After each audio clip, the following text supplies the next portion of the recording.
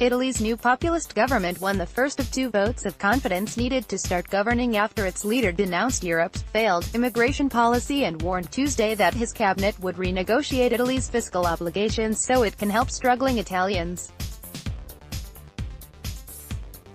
The Five-Star League alliance secured 171 votes in favor from Parliament's upper chamber, well beyond the minimum needed to pass. Another 116 senators voted against the coalition government and 25 abstained.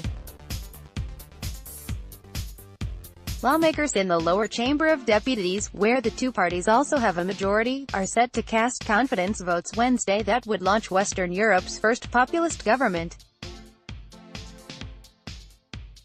In his inaugural policy address ahead of the Senate vote, Premier Giuseppe Conte readily acknowledged that the Five-Star League partnership marks a radical shift from the Italian status quo, if populism is the attitude of leaders to listen to the people. And if the system means introducing a new system that removes the old privileges of power, then this government deserves both these descriptions, said the premier, who was sworn into his first political office Friday. Conte, who until last week was still teaching law classes at the University of Florence, was interrupted with applause nearly 36 times during his 75-minute speech. But during the debate that followed, opposition senators from left to right ridiculed the government's proposed agenda as contradictory, superficial and fiscally unrealistic. The heavy spending plan calls for a two-tiered flat tax, a basic income for poor Italians, reforms to the pension system and dignified minimum wage for workers. You're deceiving the good faith of Italians if you're trying to make us believe that it's enough just to list these things, without saying how you'll do it or how you'll convince Europe, said Sen. Anna Maria Bernini of the centre-right Forza Italia, which campaigned in an alliance with the League before the March parliamentary election but voted against the new government, Mr. President, you need heavy doses of reality, not just good intentions, she said. Conte sought to assuage fears in Europe about his fiscal program, but he offered no details on financing Tuesday and limited his comments to responding to concerns that Italy at some point might leave the Eurozone. Do we have to repeat it? Leaving the Euro was never up for discussion.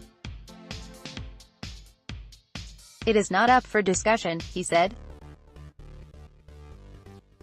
The issue is another. Is it legitimate or not for a government of a country to renegotiate economic policy? Fears of a possible exit strategy were stoked when an early draft of the government's policy agenda leaked, showing plans to delineate rules to leave the euro and for the European Central Bank to cancel €250 million in debt.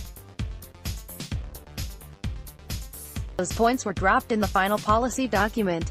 Conte also said Italy was a convinced member of NATO and reaffirmed its traditionally privileged alliance with the United States. However, he also called for the lifting of European Union sanctions on Russia, citing Moscow's strategic role internationally and the risk that sanctions will crush Russian civil society. Conte responded to concerns about the xenophobic League's rhetoric, insisting that Italy isn't racist, and accepts its responsibilities to welcome and integrate legitimate refugees.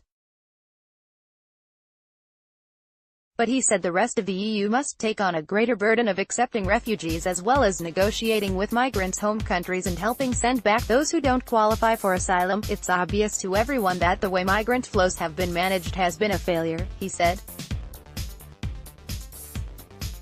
We will put an end to the business of immigration that grew disproportionately under the cloak of a pretend solidarity. Conte gave his speech standing between his two political masters, Five-Star leader Luigi Di Maio and League leader Matteo Salvini, who both gave up their own ambitions to be premier to find a compromise candidate to head a previously unthinkable alliance. The Five-Star League's financial platform has worried economists and EU policymakers who warn it will increase Italy's debt burden, already Europe's heaviest after Greece. Conte said Italy was committed to reducing its public debt, but said it wouldn't do so through austerity measures.